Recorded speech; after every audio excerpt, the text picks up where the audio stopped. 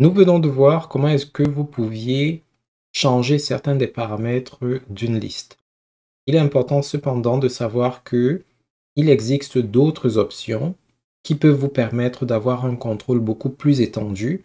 Alors, ces options-là sont disponibles dans une autre vue qui va beaucoup rappeler l'expérience classique qui est plus en phase avec les versions précédentes de SharePoint.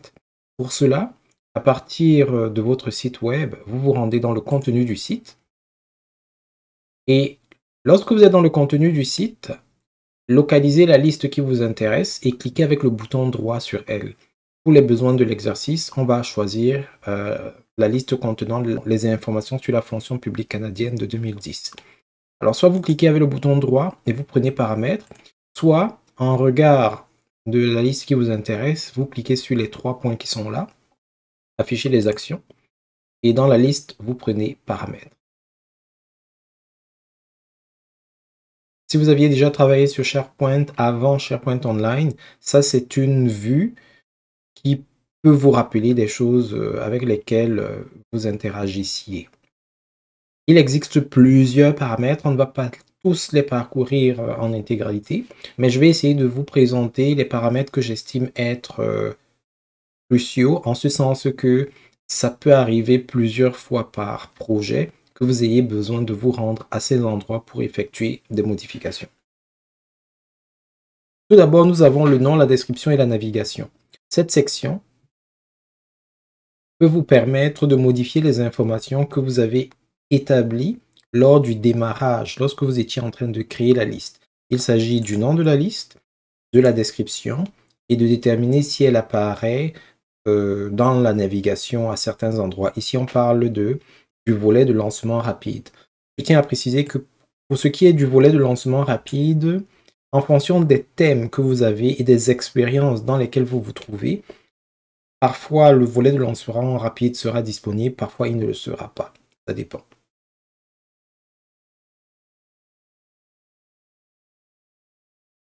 Autre élément qui peut être important à gérer, c'est tout ce qui concerne le contrôle de version. Alors, on va cliquer dessus. Le contrôle de version peut, en d'autres termes, vous permettre d'enregistrer l'historique des modifications qu'il y aura eu sur les éléments de votre liste. Alors, ça peut être extrêmement bénéfique si vous avez des éléments de liste qui peuvent varier tout le temps. Alors, pour illustrer mon propos, revenons un peu en arrière et rendons-nous au niveau de la liste elle-même. Il y a des listes qui peuvent être, comment dire ça, fixes, figées dans le temps. C'est-à-dire qu'une fois qu'on a inscrit l'information à l'intérieur, l'information n'est plus censée varier. Je prends par exemple cette liste-ci qui affiche l'effectif des ministères et organismes de la fonction publique canadienne en 2010. Théoriquement, une fois qu'on a mis ces informations, on ne devrait plus venir les changer. Par exemple, Affaires mondiales Canada en 2010 avait 6968 employés. Donc, il n'y a pas de raison pour venir, je ne sais pas moi, après mettre 7000 employés ou etc. Mais supposons qu'on était dans un cas où ces données-ci peuvent avoir à évoluer. Alors, il peut être pertinent d'être en mesure de savoir quelles sont les différentes modifications qui ont lieu sur cet enregistrement-ci. C'est un peu comme si vous avez une feuille de calcul Excel et vous êtes capable de dire pour chaque cellule de votre feuille de calcul quand est-ce qu'elles ont été modifiées et quelles ont été les valeurs qui étaient à un moment donné dans ces cellules-là. Donc ça, c'est ce que le contrôle de version peut vous permettre de savoir. Mais pour que ce soit disponible, il faudrait l'activer dans votre liste. Alors, on va repartir au niveau des paramètres de la liste, dans les paramètres du contrôle de version. Alors, vous avez d'abord l'approbation de contenu. Vous avez la possibilité d'activer la demande d'approbation de contenu pour les éléments soumis. Ce que ça veut dire, c'est que au sein de votre liste, pour qu'un enregistrement apparaisse et soit disponible pour tous les employés, il faudra au préalable que quelqu'un dans l'entreprise lise ce qui aura été soumis par les employés, par exemple, l'approuve avant que cette information se rende en production, entre guillemets. Par défaut, c'est désactivé, ce qui veut dire que une fois que quelqu'un a accès en modification à la liste, s'il rajoute un élément, cet élément sera directement affiché. Si vous voulez contrôler, peut-être parce que vous avez une très grande équipe et que tout le monde n'a pas forcément la maturité nécessaire, vous voulez vous assurer que ce qui est écrit est correct avant de pouvoir le publier, ça peut être quelque chose que vous pourriez activer. Mais ça va nécessiter que vous ayez une hiérarchie ou alors une sorte d'équipe éditoriale qui va, chaque fois qu'il y a des modifications, être capable de les vérifier, de les valider, de les approuver avant qu'elles aillent en ligne. Au niveau de l'historique des versions, nous avons la possibilité de l'activer ou de la désactiver. Ce qu'il est important de savoir, c'est que par défaut, l'historique de version est activé pour les listes. Donc, vous êtes capable de savoir quelles ont été les différentes modifications qui se sont passées sur une liste donnée. Et il est capable de conserver par défaut jusqu'à 50 versions. Donc, vous pouvez avoir modification 1, modification 2, modification 3, ainsi de suite, jusqu'à modification 50. À partir de la 51e modification, il va écraser les plus anciennes au fur et à mesure. Si vous voulez conserver plus de versions, peut-être parce que vous êtes dans une équipe très dynamique, vous pourrez augmenter le nombre de versions qu'on peut conserver. Sachez cependant que ça a des incidences sur la capacité de stockage de votre tenant ou alors de votre instance, j'allais dire WordPress, mais non, c'est pas WordPress, SharePoint. Il faudra donc trouver le juste équilibre dans la gestion de ce genre de choses. Vous pouvez conserver les brouillons pour les nombres de versions approuvées. Ça dépend de vous. Alors, concernant les éléments de brouillon, vous avez également des mesures de sécurité que vous pouvez activer. Qui peut voir les éléments de brouillon dans la liste? Tout utilisateur pouvant lire les éléments, uniquement les utilisateurs pouvant modifier les éléments, uniquement les utilisateurs pouvant approuver des éléments et l'auteur de l'élément, etc. Vous aurez la possibilité de choisir ce qui marche le mieux pour vous.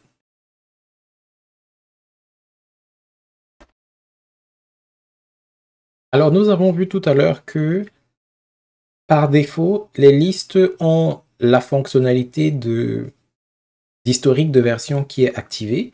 Et pour le vérifier, vous pouvez vous rendre sur un enregistrement de n'importe laquelle de vos listes.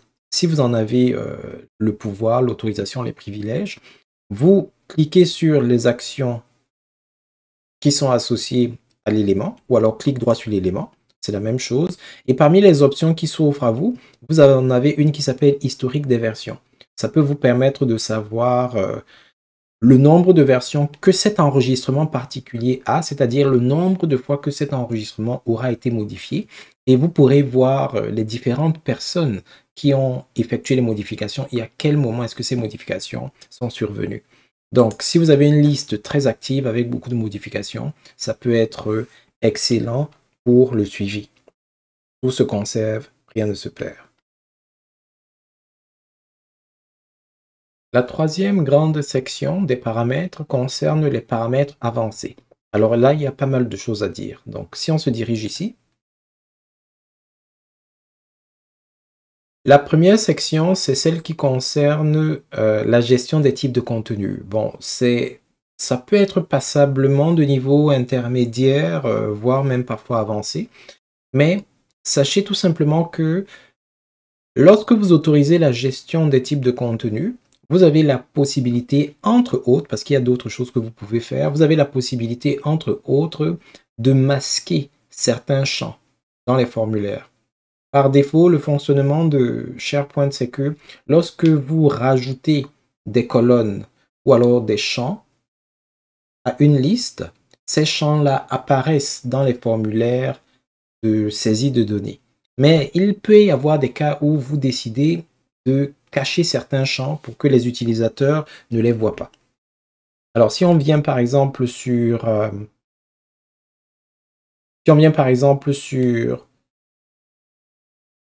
un site web comme Codessa, nous avons une liste qui est la liste des formations. Et dans la liste des formations, vous pouvez voir ici que nous avons une colonne, un champ qui s'appelle thème, mais cette colonne-là, elle est masquée. C'est-à-dire que si jamais je veux créer une nouvelle formation, en cliquant ici sur Nouveau, je peux voir le titre de la formation, le début, la fin, la thématique, mais il y a certains champs que je ne peux pas manipuler, comme par exemple année, comme mois. Bon, année et mois, c'est un cas particulier, mais surtout thème. Je ne peux pas manipuler parce que la colonne est là, mais on l'a masquée. Pour pouvoir masquer, il faut être capable d'activer la gestion des types de contenu. Si vous voulez plus de détails à ce sujet, vous pouvez par exemple regarder le cours que nous avions conçu par rapport à la gestion simplifiée électronique des documents. Il y a des autorisations spéciales que vous pouvez définir par rapport à la liste dans laquelle vous vous trouvez. N'oubliez pas, tous les paramètres dont nous sommes en train de discuter s'appliquent uniquement à la liste dans laquelle vous vous trouvez. Pour les accès en lecture, par défaut, l'utilisateur qui reçoit cette autorisation, s'il peut lire tous les éléments qu'il y a à l'intérieur de la liste. Mais vous pouvez décider qu'il en soit autrement et que l'utilisateur ne soit capable que de lire les éléments créés par lui-même. C'est-à-dire que on est dans une équipe, ok, peut-être parce que il y a des enjeux de confidentialité. Par exemple, imaginons que nous ayons une liste RH avec, je sais pas moi, les employés doivent soumettre des formulaires, mais ces formulaires contiennent des informations, comment dire ça, personnelles, confidentielles, etc.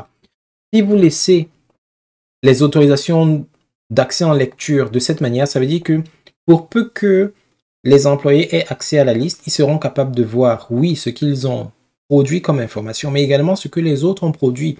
Peut-être qu'ils ne pourront pas les modifier s'ils ont juste les accès en lecture, mais ils pourront au moins voir peut-être le salaire de telle autre personne, peut-être, je ne sais pas moi.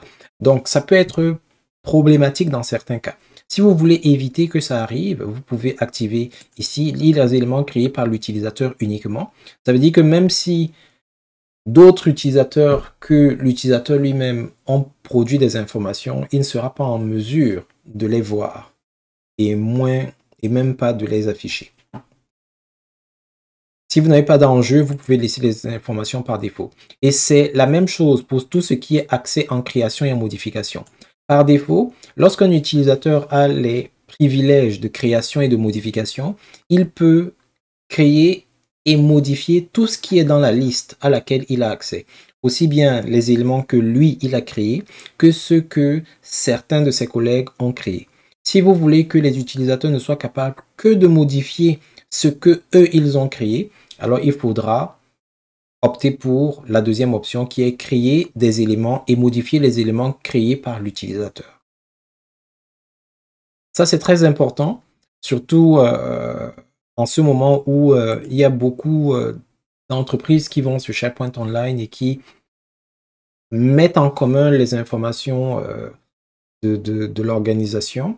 Il y a parfois des enjeux je ne vais pas dire de sécurité, parce que c'est pas vraiment ça, même comme c'est un sous-pendant de la sécurité, mais bref, ça fait partie des petites variations que vous pourriez activer et qui sont intégrées à SharePoint. Il suffit juste d'accéder aux bons paramètres. Concernant les pièces jointes, vous pouvez décider d'activer ou de désactiver les pièces jointes au sein des listes. Alors, je vais vous mettre un peu de contexte par rapport à cela. Si je reviens ici au niveau de la fonction publique canadienne et que je prends un enregistrement, peut-être comme celui-ci, Affaires mondiales Canada, si je clique sur cet enregistrement, alors vous pouvez voir que quand on affiche l'enregistrement, on a les informations associées à l'enregistrement, l'année, l'AP-code, le ministère, le nombre d'employés, et vous voyez qu'on a la possibilité d'ajouter ou supprimer des pièces jointes. Il y aura des cas où au sein de votre liste, ce sera pertinent parce que les pièces jointes, ça permet d'embarquer des informations que vous ne voulez pas mettre au sein de la fiche elle-même, mais elles seront là pour consultation additionnelle ou complémentaire ou peu importe. Donc, ça peut être vraiment pertinent. Cependant, comme chaque chose, ça a une incidence sur la capacité de stockage de votre tenant, de votre installation de SharePoint, et parfois même sur les performances, si votre serveur n'est pas dimensionné de manière optimale. Donc, si vous laissez les options par défaut, parce que par défaut, on a la possibilité d'ajouter les pièces jointes dans chaque enregistrement d'une liste, ce qui veut dire que dans une liste comme celle-ci qui a je ne sais pas trop combien d'enregistrements, on aurait pu mettre des pièces jointes dans chacun de ces enregistrements-ci. Imaginez, on aurait pu par exemple mettre, là c'est par exemple des effectifs, si on avait mis des fichiers Excel, des PDF ou peu importe, le système aurait supporté, mais multiplié par le nombre d'enregistrements qu'il y a là, ça commence à grossir, ça commence à prendre de la place. Donc si vous voulez éviter le chaos qui pourrait en résulter, peut-être parce que pour cette liste-ci, ce n'est pas nécessaire, comme par exemple une liste comme celle-ci, on peut se dire que l'information de base est déjà donnée par les champs de la liste. Ça ne sert à rien de rajouter par exemple des pièces jointes. Alors vous pouvez bloquer l'utilisation des pièces jointes. Alors pour montrer comment est-ce que ça va se passer, regardez. Là, je vais désactiver les pièces jointes. Je vais valider. Alors, vous voyez, il dit ici, la désactivation des pièces jointes et l'enregistrement de cette page de paramètres entraîne la suppression de toutes les pièces jointes. Êtes-vous sûr de vouloir désactiver les pièces jointes? En gros, ce qui est en train de se passer, c'est que si jamais il y avait des employés qui avaient mis des pièces jointes dans la liste fonction publique canadienne, en validant maintenant, après avoir désactivé, ça va les supprimer complètement de SharePoint. Il n'y a pas de retour en arrière, sauf si vos administrateurs système ont des sauvegardes ou des choses comme ça. Mais bon, dans mon cas, il n'y a pas vraiment d'enjeu parce que je n'avais pas de pièces jointes de toute façon. Donc, je vais cliquer. C'est juste important de comprendre que si vous activez ce genre de paramètres après que la liste ait déjà des informations, il y a des chances que vous perdiez de l'information.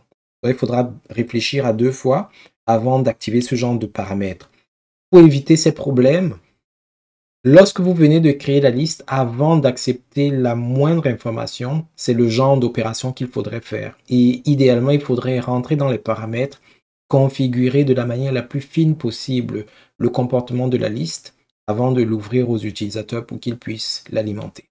Alors, je vais dire OK. Et là, lorsque je reviens au niveau de ma liste, si je sélectionne par exemple Agence de la santé publique du Canada, j'ouvre sa fiche, vous allez vous rendre compte que toutes les informations qui étaient là avant sont disponibles, mais là, je n'ai plus la possibilité de visualiser ou même d'ajouter une pièce jointe à cet enregistrement, ni à aucun des enregistrements de ma liste.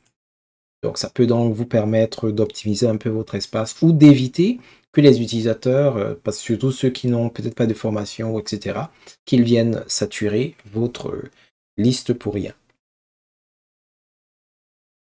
Alors, nous sommes toujours dans les paramètres avancés d'une liste. Parmi les autres choses avec lesquelles vous pouvez jouer, il y a la notion de commentaire. Vous pouvez permettre aux utilisateurs de commenter les éléments de la liste, pas la liste au complet, mais vraiment les enregistrements de la liste. Si vous vous rappelez, la liste dans laquelle nous sommes, c'est Fonction publique canadienne de 2010.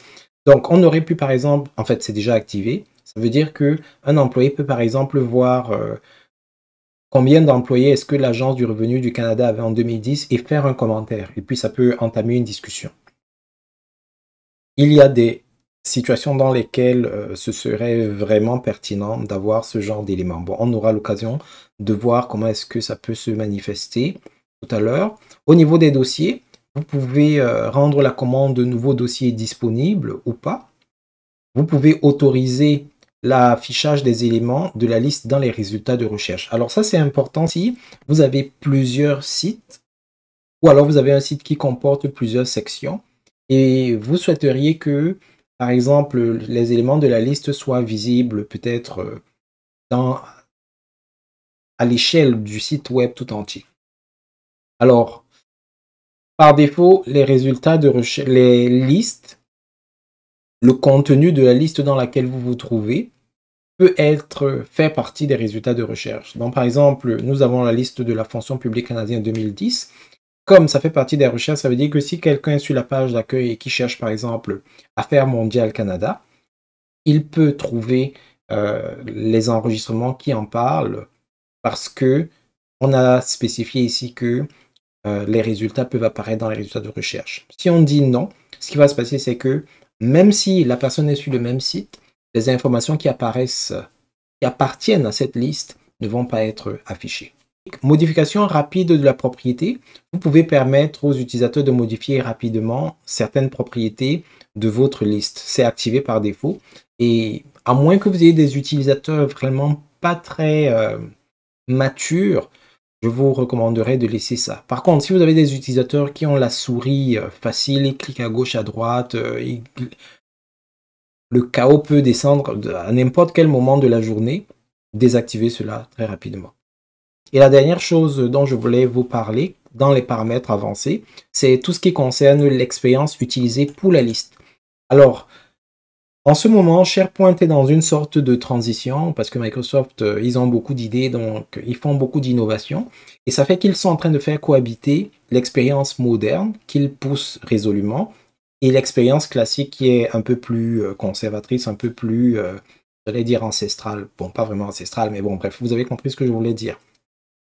Alors, vous pouvez décider que votre site web tout entier soit en expérience moderne, soit en expérience classique. Mais vous pouvez vraiment faire une cohabitation au cas par cas. C'est-à-dire que peut-être le site web est en expérience moderne, mais une liste en particulier, peut-être parce que vous avez besoin d'avoir accès à certains paramètres, elle sera dans l'expérience classique.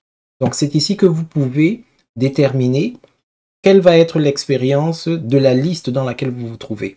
Donc, cette liste, fonction publique canadienne, je peux décider qu'elle prenne la même expérience que celle du site. Ça, ce sera le comportement par défaut. Ça veut dire que si le site web tout entier est en expérience moderne, la liste aura l'expérience moderne. Si le site web tout entier est en expérience classique, la liste aura l'expérience classique.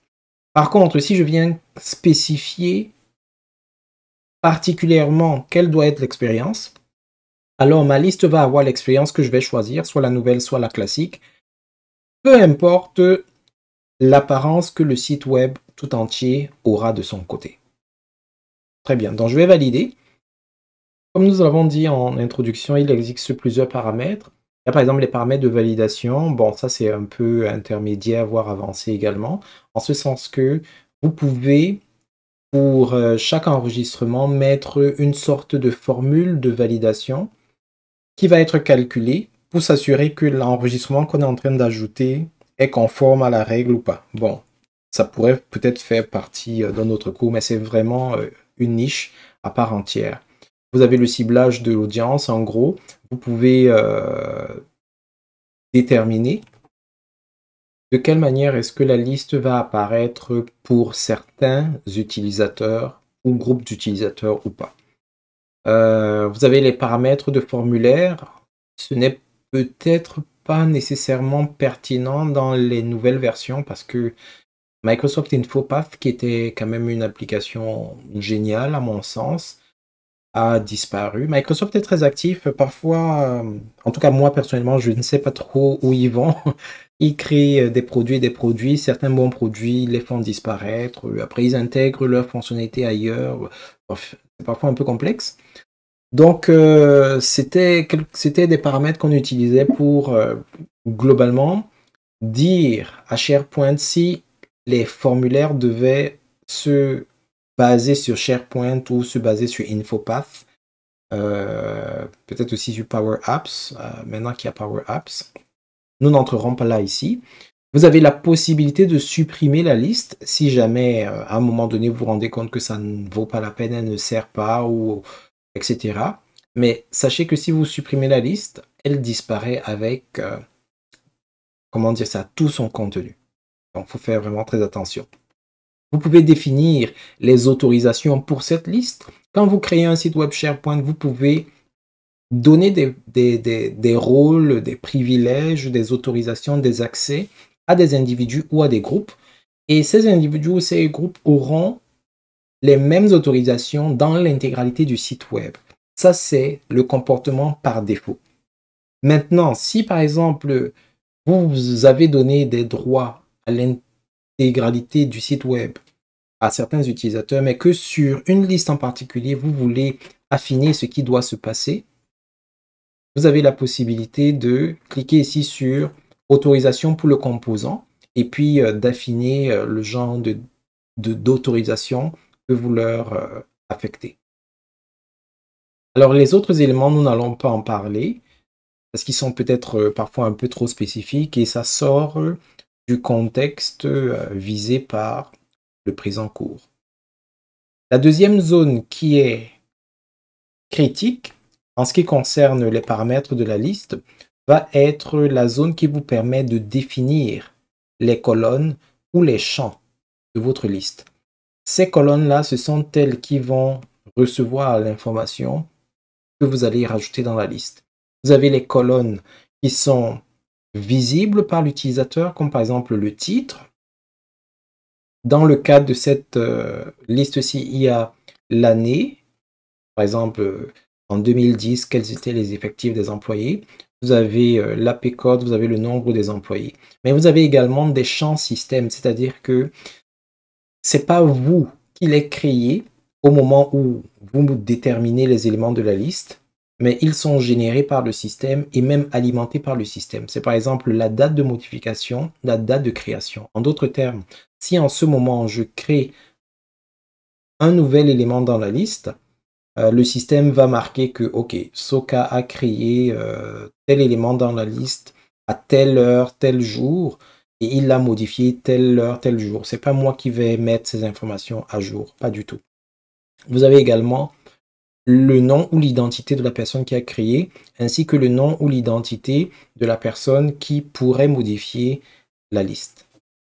Si vous voulez rajouter une autre colonne, il vous suffit tout simplement de cliquer sur « Créer une colonne ».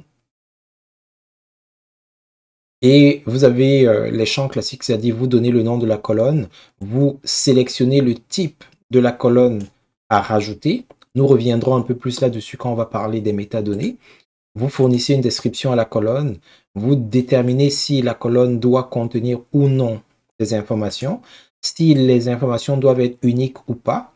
Quand vous activez oui, ça veut dire que si cette colonne avait déjà eu une information de ce type, la deuxième fois que cette information va être soumise ou rentrée, le système va refuser. Le nombre maximal de caractères. Alors ici, il y a des caractéristiques qui vont varier suivant le type que vous choisissez ici, là.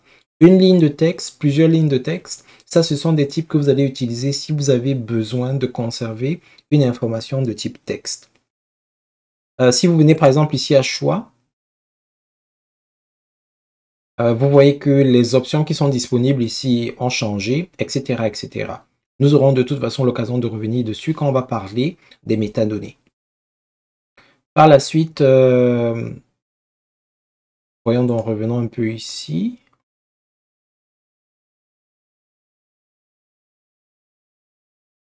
Voilà, par la suite, vous avez la possibilité de déterminer la valeur par défaut. Il y aura des cas où, lorsque vous rajoutez une colonne, vous souhaiteriez que même si personne ne l'alimente, même si personne n'interagit avec, que certaines informations y soient inscrites par défaut. Donc, c'est ici que vous pouvez déterminer cela. Vous pouvez afficher, ajouter la colonne à l'affichage par défaut. Ça également, nous en parlerons un peu plus tard. Et des paramètres pour la mise en forme. Lorsque vous êtes satisfait, vous pouvez donc valider votre colonne. Donc, ces paramètres-là, aussi précis, aussi détaillés, c'est uniquement en venant dans la fenêtre globale des paramètres de la liste que vous pouvez les avoir. Vous pouvez également changer le classement des colonnes. Par défaut, les colonnes vont apparaître dans votre système dans l'ordre où vous les avez créées. Donc, si par exemple, on a créé titre, année, AP code, nombre d'employés, c'est dans cet ordre-là que les formulaires vont être affichés, c'est dans cet ordre-là que les utilisateurs vont être invités à saisir leurs informations, etc. Si cet ordre-là ne vous convient pas, pour une raison ou pour une autre, vous pouvez venir ici, cliquer sur classement des colonnes, et vous pouvez indiquer au système dans quel ordre est-ce que les colonnes doivent être affichées en partant de la gauche vers la droite. Donc, quand vous voyez Title 1, année 2, AP code 3 et nombre des employés 4, Ça veut dire que la colonne la plus à gauche, c'est title, et la colonne la plus à droite, c'est nombre des employés, ainsi de suite. Donc ici, vous avez la possibilité de les permuter, de leur faire changer de position. Et l'ordre que vous allez déterminer ici va être celui qu'on va voir dans le formulaire. Donc si par exemple ici, je mets nombre des employés en première position, titre en dernière position, année en troisième position, et que je valide. Si maintenant je reviens ici sur fonction publique canadienne 2010, alors l'ordre qu'on a vu là-bas, ce n'est pas l'ordre que vous voyez ici à l'intérieur, c'est plutôt l'ordre du formulaire. Parce que l'ordre que vous voyez ici, là, il est géré par les affichages. Ça également, nous en parlerons dans une session ultérieure. Donc si je clique sur Nouveau, vous pouvez voir que la première chose qu'il me demande, c'est le nombre des employés, ensuite l'AP code, ensuite l'année, et le ministère vient en dernière position. Dans l'ordre que nous avons modifié tout à l'heure, l'impact qu'il a, c'est à l'intérieur des formulaires de saisie de données.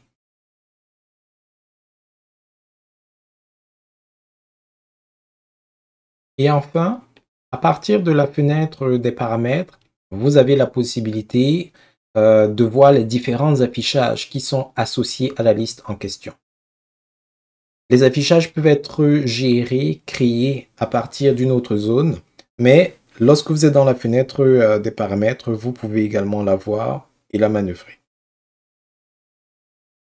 J'estime donc qu'à plusieurs égards, cette section des paramètres est assez complète parce qu'elle peut vous permettre d'avoir une vue d'ensemble sur ce qu'il est possible de faire dans votre liste et elle peut vous permettre de déterminer de manière encore plus fine ce dont vous avez besoin au niveau de votre liste. Si vous n'avez pas des besoins très poussés, ça ne servira probablement à rien d'arriver ici parce que les éléments de base qui sont servis dans l'expérience moderne seront en général suffisants pour les opérations courantes.